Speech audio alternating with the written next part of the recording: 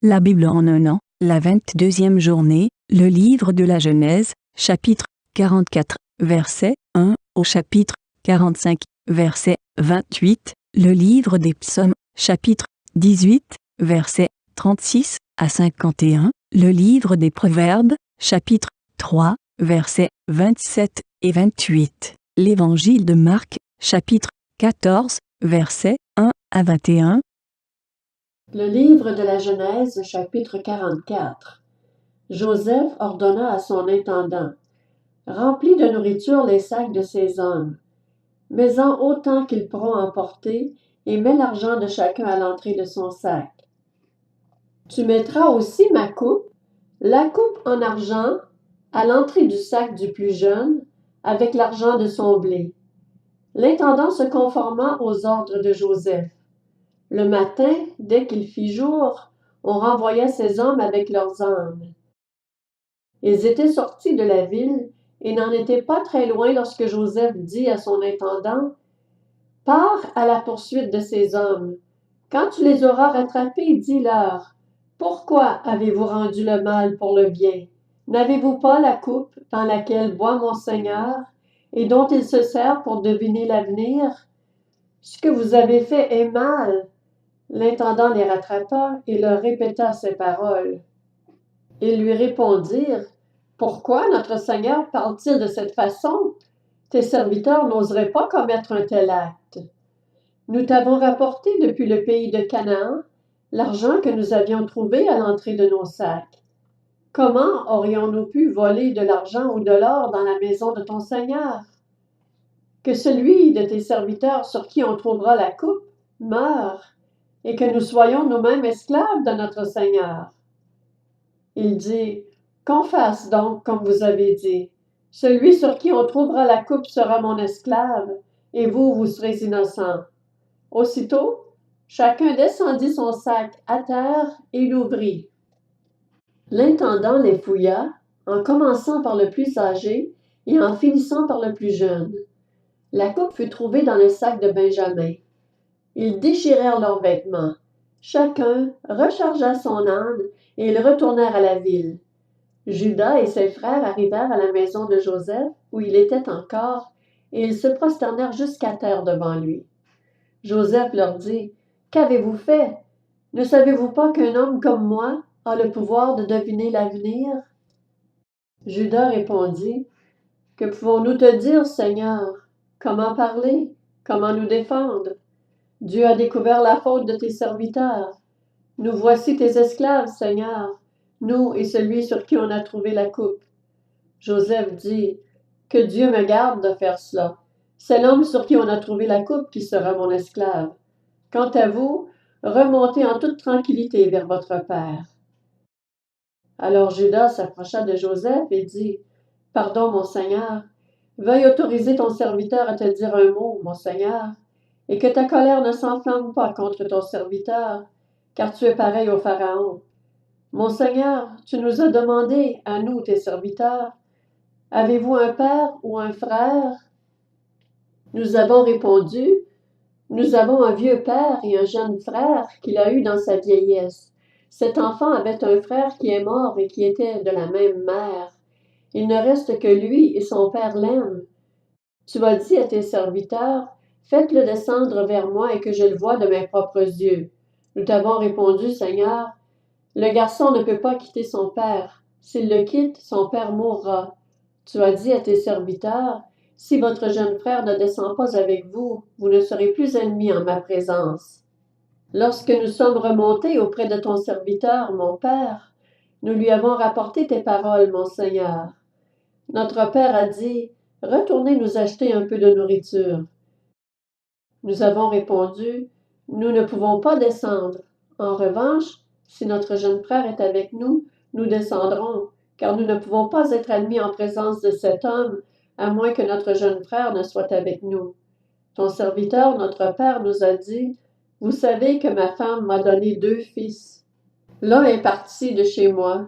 Je pense qu'il a dû être mis en pièces car je ne l'ai jamais revu. Si vous me prenez encore celui-ci et qu'il lui arrive un malheur, vous ferez descendre avec douleur mes cheveux blancs dans le séjour des morts. Si maintenant je retourne vers ton serviteur mon père sans le garçon auquel il est attaché, il mourra en voyant qu'il n'est pas là. Quant à tes serviteurs, ils feraient descendre avec douleur les cheveux blancs de ton serviteur notre père dans le séjour des morts. En effet, moi, ton serviteur, je me suis porté garant pour le garçon devant mon père en disant, si je ne te le ramène pas, je serai pour toujours coupable envers mon père. Permets-moi donc de rester à la place du garçon comme esclave de mon Seigneur, et que le garçon reparte avec ses frères. Comment pourrais-je remonter vers mon père si le garçon n'est pas avec moi? Non, je ne veux pas voir le malheur frapper mon père. Le livre de la Genèse, chapitre 45. Joseph ne parvenait plus à se retenir devant tous ceux qui l'entouraient. Il s'écria, « Faites sortir tout le monde! » Si bien qu'il ne resta plus personne avec lui quand il se fit reconnaître par ses frères. Il se mit à sangloter. Les Égyptiens l'entendirent, et la nouvelle parvint à l'entourage du Pharaon. Joseph dit à ses frères, « Je suis Joseph. Mon père est-il encore en vie? » Mais ses frères furent incapables de lui répondre, tant ils étaient troublés de se retrouver devant lui. Joseph dit à ses frères, « Approchez-vous de moi. » Ils s'approchèrent. Il dit, « Je suis Joseph, votre frère, celui que vous avez vendu à destination de l'Égypte.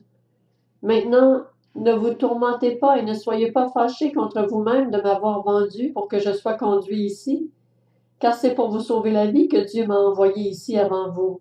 Voilà 2 ans que la famine dure dans le pays, et pendant 5 ans encore il n'y aura ni labourage ni moisson. Dieu m'a envoyé ici avant vous pour vous permettre de subsister dans le pays et pour vous faire vivre en vous accordant une grande délivrance. Ce n'est donc pas vous qui m'avez envoyé ici, c'est Dieu. Il m'a établi père du Pharaon, seigneur de toute sa maison et gouverneur de toute l'Égypte. Dépêchez-vous de remonter vers mon père pour lui annoncer. Voici ce qu'a dit ton fils Joseph. Dieu m'a établi seigneur de toute l'Égypte. Descends vers moi sans tarder. Tu habiteras dans la région de Goshen, et tu seras près de moi avec tes enfants et petits-enfants, tes brebis et tes bœufs, ainsi que tout ce qui est à toi. Là, je te nourrirai, car il y aura encore 5 années de famine. Ainsi tu ne seras pas réduit à la misère, ni toi, ni ta famille, ni tout ce qui t'appartient. Vous voyez de vos yeux, et mon frère Benjamin le voit de ses yeux, que c'est moi-même qui vous parle. Racontez à mon père toute la gloire dont je jouis en Égypte, et tout ce que vous avez vu, et dépêchez-vous de faire descendre mon père ici. Puis il se jeta au cou de son frère Benjamin et pleura. Benjamin pleura aussi à son cou. Joseph embrassa tous ses frères en pleurant, après quoi ses frères discutèrent avec lui. Le bruit circula au palais du Pharaon que les frères de Joseph étaient arrivés, et cette nouvelle plut au Pharaon et à ses serviteurs. Le Pharaon dit à Joseph, « Dis à tes frères, faites ceci. Chargez vos bêtes et partez pour le pays de Canaan. Prenez votre père et vos familles et venez vers moi. Je vous donnerai ce qu'il y a de meilleur en Égypte et vous mangerez les meilleurs produits du pays. Tu as ordre de leur dire, faites ceci. Prenez en Égypte des chariots pour vos enfants et pour vos femmes. Amenez votre père et venez. Ne regrettez pas ce que vous laisserez, car ce qu'il y a de meilleur dans toute l'Égypte sera pour vous. » C'est ce que firent les fils d'Israël. Joseph leur donna des chariots, conformément à l'ordre du Pharaon. Il leur donna aussi des provisions pour la route. Il leur donna à tous des vêtements de rechange, mais à Benjamin il donna 300 pièces d'argent et 5 vêtements de rechange. Il envoya à son père 10 ânes chargés de ce qu'il y avait de meilleur en Égypte, ainsi que 10 ânesses chargées de blé, de pain et de nourriture pour le voyage de son père. Puis il laissa partir ses frères. Lorsque ceux-ci partirent, il leur dit, « Ne vous disputez pas en chemin. » Ils remontèrent de l'Égypte et arrivèrent dans le pays de Canaan vers leur père Jacob. Ils lui annoncèrent, « Joseph vit encore et c'est même lui qui gouverne toute l'Égypte. » Cependant, Jacob resta sans réaction parce qu'il ne les croyait pas. Ils lui rapportèrent alors toutes les paroles que Joseph leur avait dites, et lorsqu'il vit les chariots que Joseph avait envoyés pour le transporter, leur père Jacob se ranima. Israël dit, « Cela suffit. Mon fils Joseph est encore en vie. Je veux aller le voir avant de mourir. » Le livre des Psaumes, chapitre 18. Tu me donnes le bouclier de ton salut, ta main droite me soutient, et je deviens grand par ta bonté. Tu élargis le chemin sous mes pas, et mes pieds ne trébuchent pas. Je poursuis mes ennemis, je les atteins, et je ne reviens pas avant de les avoir exterminés. Je les frappe, et ils ne peuvent plus se relever, ils tombent sous mes pieds. Tu me donnes de la force pour le combat, tu fais plier sous moi mes adversaires. Tu mets mes ennemis en fuite devant moi, et je réduis au silence ceux qui me détestent. Ils crient, et personne pour les sauver. Ils crient à l'Éternel, et il ne leur répond pas. Je les réduis en miettes, je les rends pareils à la poussière que le vent emporte, je les balaie comme la boue des rues. Tu me délivres des révoltes du peuple, tu me mets à la tête des nations. Un peuple que je ne connaissais pas m'est soumis. Ils m'obéissent au premier ordre. Les étrangers me flattent. Les étrangers perdent courage. Ils sortent en tremblant de leur forteresse. L'Éternel est vivant. Béni soit mon rocher. Que l'on dise la grandeur de Dieu de mon salut. C'est le Dieu qui m'accorde la vengeance, qui me soumet les peuples, qui me délivre de mes ennemis. Tu m'élèves au-dessus de mes adversaires.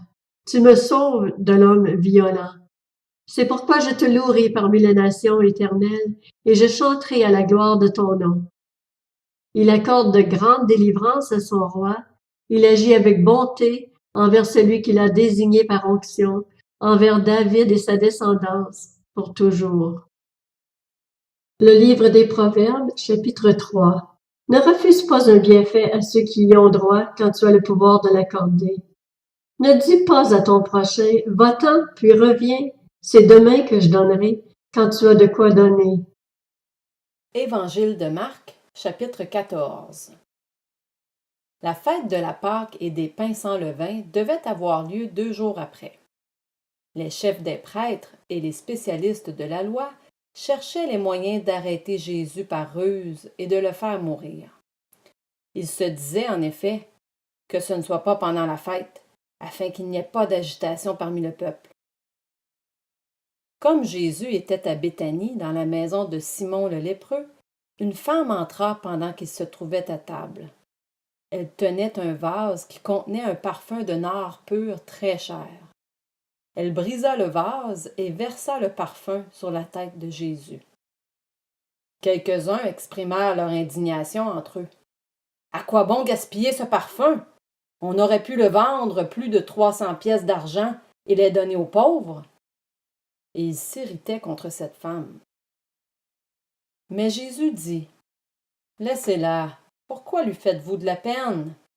Elle a fait une bonne action envers moi. En effet, vous avez toujours les pauvres avec vous, et vous pouvez leur faire du bien quand vous le voulez, mais vous ne m'aurez pas toujours. Elle a fait ce qu'elle a pu. Elle a d'avance parfumé mon corps pour l'ensevelissement.